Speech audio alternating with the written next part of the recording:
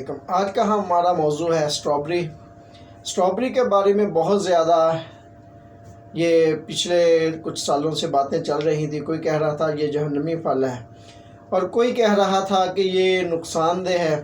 خیر ایسی کوئی سائنسی تحقیق تو ثابت نہیں ہوئی فی الحال جو میرے سامنے رپورٹ میں آئی ہو۔ ہم نے کافی کوشش کی اور اسلام میں بھی ایسی کوئی چیز نہیں پائی گئی کہ جس سے یہ ثابت ہو کہ یہ جہنمی پھل ہے۔ جو اسلام میں جس کو جہنمی پھل کہا گیا ہے اس کا نام عربی میں زقوم ہے اور اس کا نام عربی میں زقوم نہیں ہے، تو لہٰذا ایسی بات نہیں ہے، لیکن اس کے بے شمار بینیفٹس بھی ہیں اور اس کو کب اور کیسے کھانا چاہیے بس یہ تھوڑی احتیاط ہونی چاہیے، کیوں اس کے اندر ایسڈز پائے جاتے ہیں۔ یہ فائدہ بھی بہت دیتی ہے اور نقصان بھی تھوڑا دے سکتی ہے۔ تو یہ جن کے معدے میں سنگرہنی کا پرابلم ہوتا ہے ان کے لیے بینیفیشل بھی ہے، جن کو پخانہ بار بار آنے کی پرابلم ہوتی ہے، سٹول پاس بار بار ہوتا رہتا ہے، اگر وہ اسٹرابری کو کھائیں تو ان کے لیے بہترین ہے۔ جن کے دانتوں کے اوپر پلاہٹ رہتی ہے، دانتوں کا پیلا پن ختم کرنے کے لیے اسٹرابری بہت اچھا پھل ہے۔ اس کو مختلف طریقوں سے استعمال کیا جا سکتا ہے۔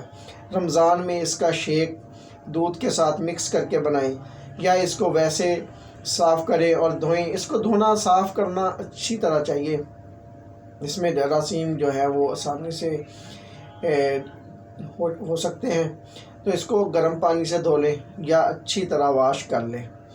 واش کرنے کے بعد اس کو آپ کاٹیں اور اس میں کالا نمک اور بلیک پیپر کالی مرچ دونوں کو مکس کر کے اس کے اوپر ڈال کر اگر استعمال کیا جائے تو زیادہ بینیفٹ دیتی ہے۔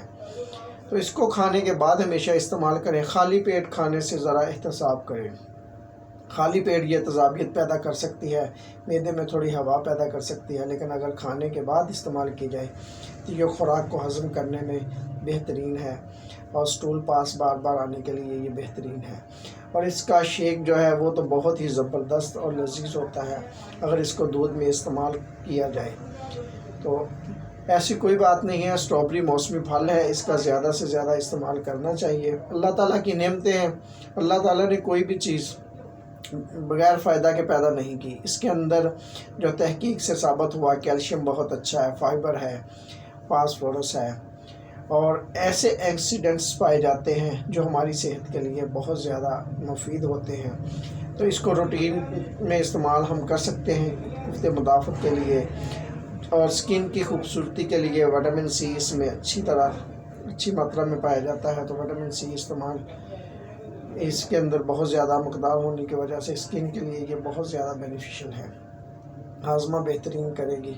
تو اس کو روٹین میں استعمال کیا جا سکتا ہے، لیکن نارمل مقدار میں استعمال کیا جا سکتا ہے۔ ہمیں دعاؤں میں یاد رکھیے۔ ہماری ایسی ویڈیو مزید دیکھنے کے لیے ہمارے چینل کو سبسکرائب کریں، لائک کریں اور شیئر کریں اور کمنٹ بھی کیا کریں۔ السلام علیکم۔